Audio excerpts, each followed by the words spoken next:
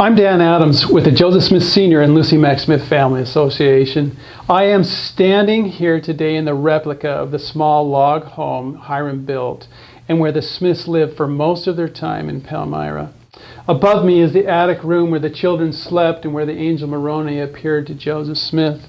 Here in front of me is the hearth where the Smith family prayed nightly for guidance and direction. Down the road over here is the beautiful frame home that Alvin had built for the family, and across from that is the large thrashing barn that housed their teams in the harvests of their hard work. Across from that is the cooper's shop where Hiram plied his trade. And then if you can see back here behind that is the large apple orchard. The 60 acres that the Smiths had cleared for farming, and through that runs this beautiful creek, and behind that is the sacred grove. Truly, this is a garden spot. Now let's go back 200 years ago to 1818. After circumstances drive the Smith family from Vermont and New Hampshire, they settle once again here in beautiful Palmyra.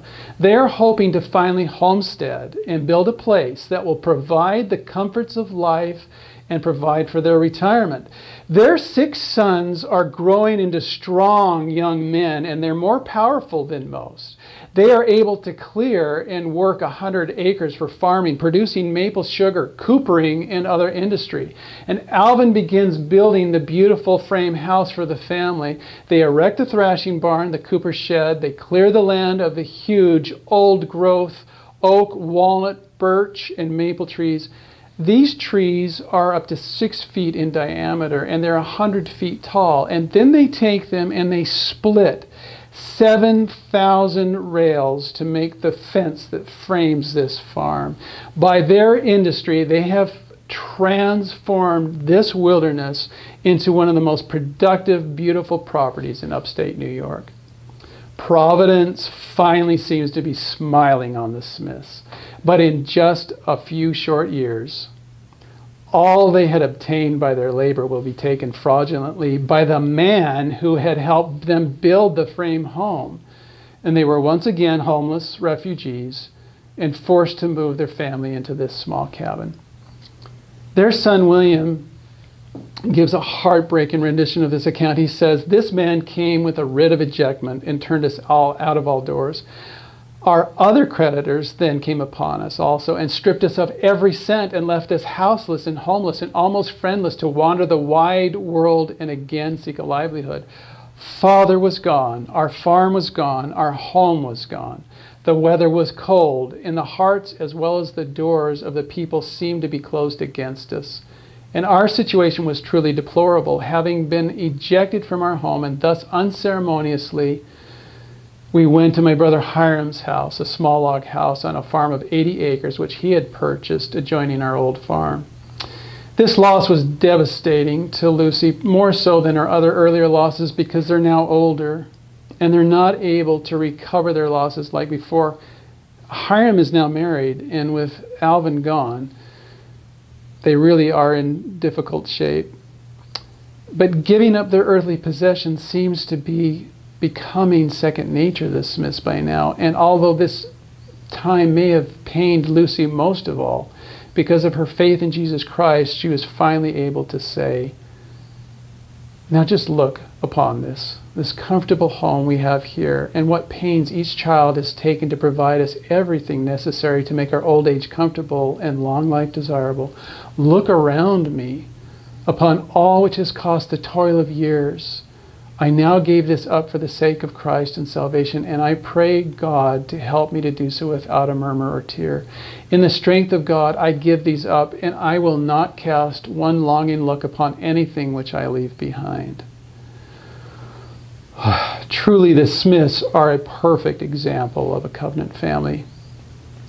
In every dispensation, embracing the gospel covenant has brought persecution and even exile. But God meant it to be this way, because it is only when we let go of our worldly home that we can begin to see a heavenly one. Christ said, after teaching his saints how to partake of the covenant, "And blessed are all they who are persecuted for my name's sake, for theirs is the kingdom of heaven. And blessed are ye when men shall revile you and persecute and say all manner of evil against you falsely for my name's sake. For ye shall have great joy, and be exceedingly glad, for great shall be your reward in heaven. For so persecuted they the prophets who were before you. Satan wages war against all who covenant with Christ, and uses all of his power to persuade men to reject heavenly possessions for worldly ones. And so it was with Father and Mother Smith.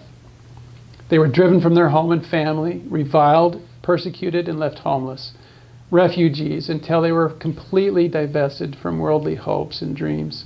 Surely they, like Abraham, were strangers in a strange land, seeking that heavenly city whose foundation and builder is God. Father and Mother Smith knew better than anyone what it meant to be refugees. But their trials had also allowed them to glimpse eternity. They saw their heavenly home and what their family could be, and this knowledge, like that of the saints before, gave them the strength to endure, to continue and dream of their heavenly home. And despite the loss of their earthly dreams, they would find but short refuge before they would again be forced to leave. But here, Mother and Father Smith would read the Bible to their children, and they would pray for nightly direction. Here, Joseph Sr. would tell his children of his remarkable dreams prior to the restoration. Here, Mother Smith would tell the children how God answered her desperate prayers in a grove of trees. And here, Joseph would read the invitation of James to seek and ask of God what he should do.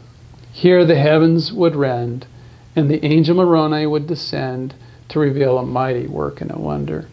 Here, the Smith family gathered nightly to hear Joseph recount the remarkable visions of the ancient inhabitants of this continent. And here, the Smith boys and girls grew strong in faith and work, believing that God was watching over their family. This place, more than any other place, symbolized the true meaning of a covenant family.